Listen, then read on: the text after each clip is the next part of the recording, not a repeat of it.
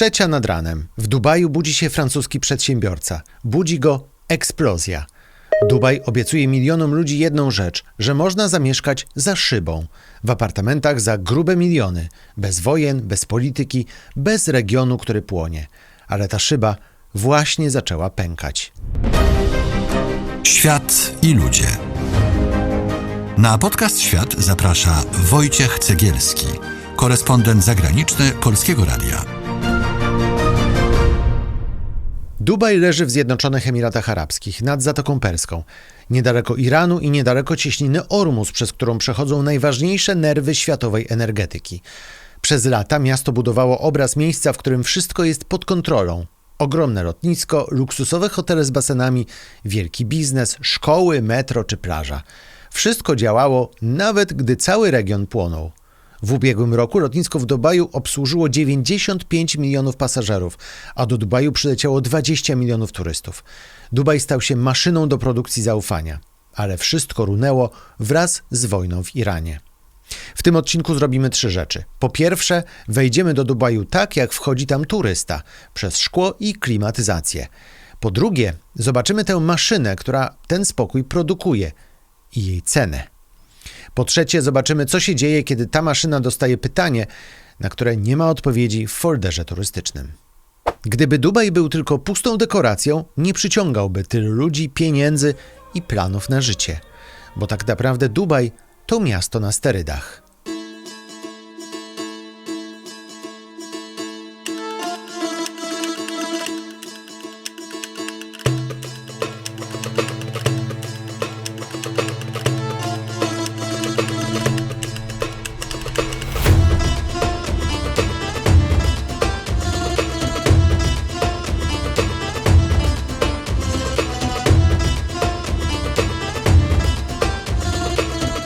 Skromność to nie jest słowo, które można często usłyszeć w Dubaju. Jeśli gdzieś jest czegoś dużo, to w Dubaju musi być jeszcze więcej. Po co mieć 5-gwiazdkowe hotele, skoro można mieć 7-gwiazdkowe? I do tego jeszcze najwyższy budynek świata, sztuczna wyspa czy tor Formuły 1.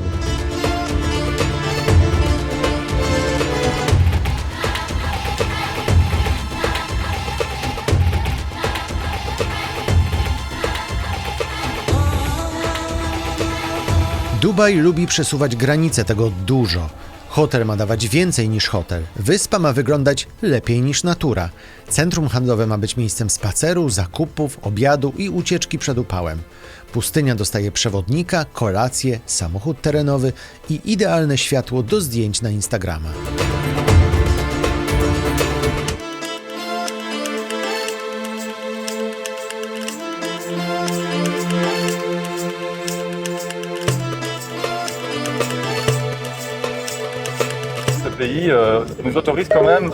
Ten kraj pozwala nam dojechać wszędzie i rozbić dzikie obozowisko na łonie natury. Znajdujemy miłe miejsce na pustyni, mały zakątek w wadi pod palmą, siadamy, stawiamy mały stolik, krzesła, grill i spędzamy fantastyczny wieczór.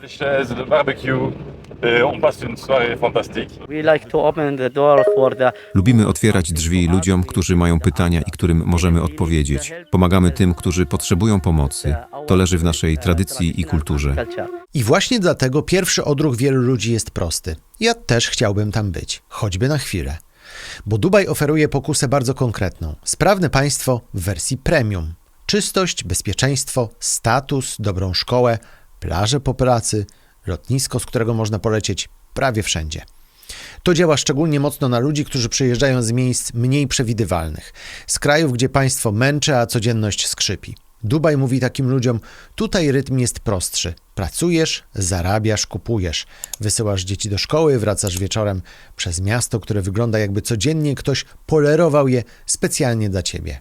Ale ten luksusowy obraz jest stosunkowo młody, a w zasadzie bardzo młody.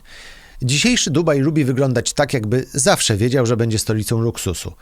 Historia była dużo bardziej brutalna. W miejscu dzisiejszego downtown przez dekady stały proste domy, łodzie i handel. Bieda była realna. Przez dekady życie tutaj kręciło się wokół morza, handlu, pereł i portu. W pierwszej połowie XX wieku załamał się przemysł pereł i przyszła jeszcze większa bieda. Ale w 1966 roku odkryto ropę u wybrzeży Dubaju i to dało pierwszy wielki kapitał.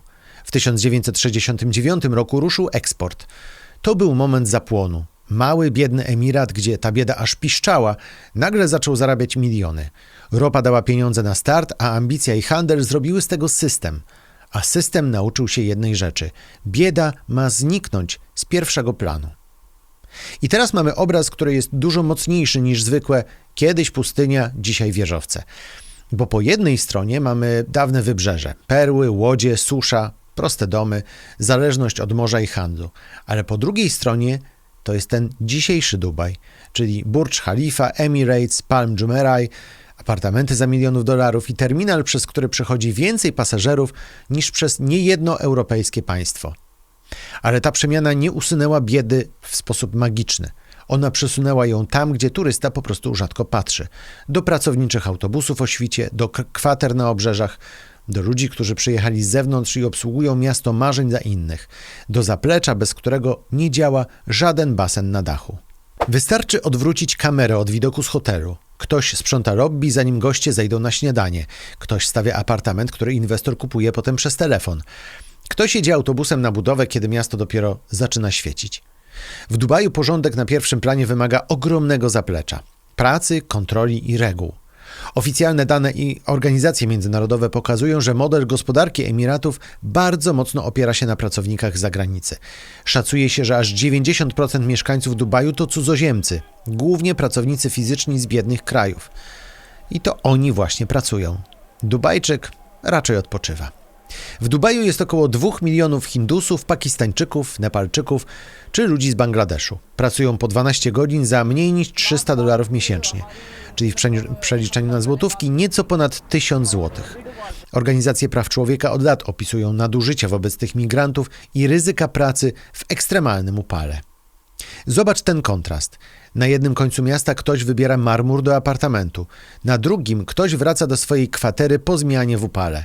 W jednym kadrze jest basen z widokiem na skyline, w drugim człowiek, który ten skyline obsługuje, ale rzadko staje się jego twarzą.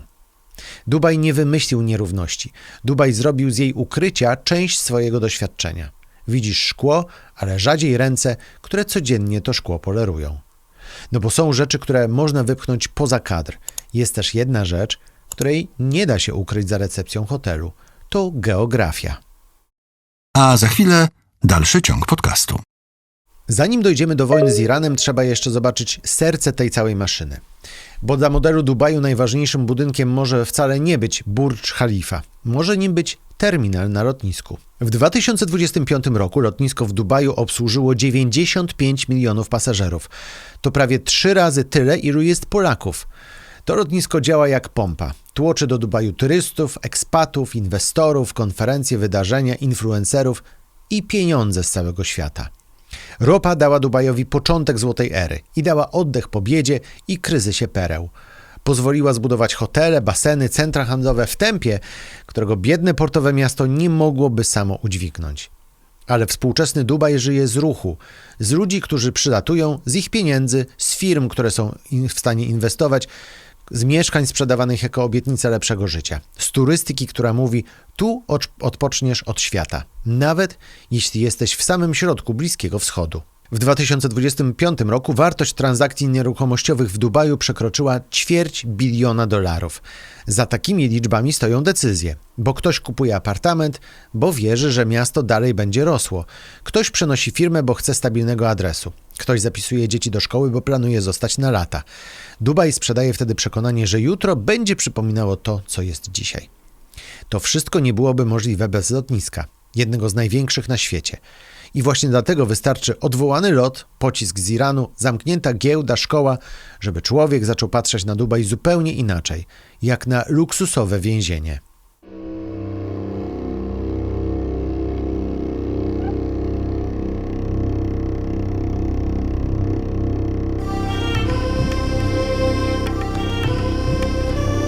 Przez lata Dubaj pokazywał światu wieżę, terminal, plażę i apartament z basenem. I czynną do późna w nocy luksusową restaurację. To działało świetnie, bo większość ludzi przylatywała właśnie po to – patrzeć tam, gdzie miasto ustawiło światła. przylatywali również influencerzy, a miasto inwestowało w nich potężne pieniądze.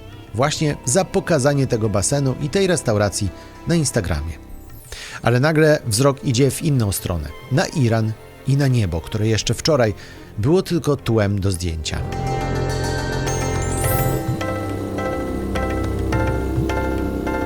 Dubaj leży przy Zatoce Perskiej. Po drugiej stronie jest Iran. Obok jest cieśnina Ormuz, jedno z najważniejszych wąskich gardeł świata. Dla większości ludzi to tylko sucha nazwa. Ale gdy zaczęła się wojna, okazało się, że Dubaj leży blisko najgorętszego miejsca w regionie. Kiedy zaczęła się wojna, Dubaj nie musiał zostać zniszczony, żeby poczuć problem. Wystarczył strach. Po pierwszych irańskich uderzeniach na Emiraty, giełdy w Abu Zabi i Dubaju zostały zamknięte na 2 dni. Lotniska zostały zamknięte, a tysiące osób utknęło, nie mogąc wydostać się poza Dubaj. Turyści nie mogli też przylecieć do Dubaju. A to oznaczało, że hotele i cały przemysł zaczęły tracić, bo po pierwsze brak nowych klientów, a po drugie trzeba coś zrobić z tymi, których już dawno być tutaj nie powinno. Ten mechanizm znamy z polskich strzeżonych osiedli. Bogatszy świat próbuje kupić sobie dystans od kryzysu. Lepsze osiedle, lepszą szkołę, lepsze ubezpieczenie, bezpieczniejszy adres. Dubaj doprowadził ten mechanizm do skali miasta. Dlatego wojna tak mocno uderzyła w to miejsce. Bo nagle w środku tego luksusu spanikowani influencerzy zaczęli nagrywać filmy o tym, że się boją. A dzieci w klimatyzowanych hotelach pytały: mamo, tato, czy te rakiety są blisko? Znasz kogoś, kto widział tylko luksusy w Dubaju? Albo kogoś, kto interesuje się Bliskim Wschodem? Podeślij mu ten odcinek. A jeśli uważasz, że warto nas oglądać, zostaw tam subskrypcję. To jest podcast Świat. Zaprasza Wojciech Cegielski. Mohamed Sergi mieszka w Dubaju od lat. Jest szefem miejscowego biuletynu Semafor Gulf. Życie w Dubaju naprawdę zmieniło się przez ostatnie 3 dni. W sobotę to był normalny dzień. Ludzie byli na plażach. A potem przyszły uderzenia i odwet. W ciągu ostatnich 2 dni ten kraj został zaatakowany ponad 700 pociskami i dronami. Rutyna miasta została teraz przerwana przez huk i salwy oraz przechwytujące samoloty w powietrzu. Zestrzeliwanie tych dronów i pocisków. Wszyscy są naprawdę na krawędzi. Giełdy są zamknięte, szkoły są zamknięte, ulice są puste. Ludzie się martwią i mówi się nam, żeby zostać w domach. I to jest pęknięcie, którego nie widać na folderze reklamowym. W sobotę plaża, kilka dni później puste ulice. W sobotę zwykły rytm miasta, kilka dni później zamknięte szkoły. Dubaj nie traci wtedy wieżowców. Traci to, co ma najcenniejsze – spokój. It felt like the first days of the COVID lockdown. Czułem się jak w pierwszych dniach lockdownu w czasie pandemii COVID-19. Dubaj jest zwykle bardzo ruchliwy, prawie 24 godziny na dobę. A potem w ciągu 6 godzin wszyscy zniknęli. Nie chodzi tylko o to, że poziom zagrożenia jest bardzo wysoki. Chodzi o to, że nikt nie spodziewał się zobaczyć bomb w powietrzu. To miejsce jest w centrum bardzo napiętego regionu, ale było dumne z tego, że jest poza tymi wojnami. Although it's really in the center of a very tense region, but it has prided itself of kind of being outside or not being involved in these wars. I to jest zdanie klucz. Miasto w centrum napiętego regionu było dumne z życia obok wojen, a potem wojna weszła w codzienność jako pustka na ulicach, zamknięta szkoła, zatrzymana giełda i niebo, na które patrzy się inaczej niż dzień wcześniej. Igo Manguera, Francuz mieszkający w Dubaju, prowadzi firmę na rynku nieruchomości. A nieruchomości działają w Dubaju jak barometr wiary w przyszłość miasta. Około 3:00 nad ranem obudziła mnie eksplozja. Tak, to budzi strach. Ale pytanie brzmi, jeśli wyjadę z Dubaju, to dokąd? Wielu ludzi w Dubaju przyjechało tu na chwilę, a zostało na lata. Mają firmę, klientów, mieszkanie, dzieci w szkole, lekarza, znajomych, ulubione kawiarnie, rutynę, która daje poczucie normalności. Na Instagramie Dubaj bywa tłem do zdjęcia. Dla nich jest miejscem, w którym stoi całe życie. I teraz w tym życiu pojawia się eksplozja o 3:00 nad ranem. Inwestorzy czekają, żeby zobaczyć, jak rozwinie się sytuacja. To już trochę trwa i jesteśmy trochę w takim czasie oczekiwania. Dla Dubaju to zdanie brzmi bardzo poważnie. Inwestorzy czekają. W mieście, które żyje z ruchu, czekanie ma cenę. Ktoś odkłada podpis, ktoś przesuwa przelew, ktoś pyta prawnika, a ktoś dzwoni do rodziny i mówi: zobaczymy się, ale dopiero za tydzień. W maszynie pojawia się piasek Jeszcze nie zatrzymuje kół, ale już słychać tarcie. Benoît Onar mieszka w Dubaju od 19 lat. Prowadzi firmę eventową. On essaye de vivre malgré tout et de s'adapter à cette nouvelle réalité. Próbujemy żyć i dostosować się do nowej rzeczywistości. Oczywiście jest w tym niepokój. Są pytania. Musimy uspokajać nasze dzieci, tłumaczyć, czym jest wojna, czym są te rakiety, jaki jest kontekst. Emiraty są naszym krajem i nie chcemy wyjeżdżać. Envie de le quitter. To jest najbardziej ludzkie pęknięcie w tej opowieści. Dziecko, któremu rodzic tłumaczy rakiety. W mieście, które miało dawać spokój. I dorosły, który nie chce wyjeżdżać, bo tu jest jego dom. Jest jeszcze jedna historia. 2 amerykańskich studentów przyjechało do Dubaju na konferencję ONZ. Mieli ćwiczyć dyplomację w bezpiecznych warunkach, a tymczasem znaleźli się w schronie w podziemnym parkingu.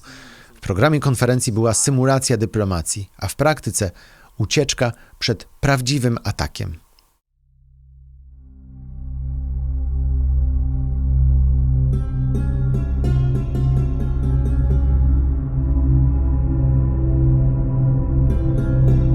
W tej historii spotykają się 3 obrazy.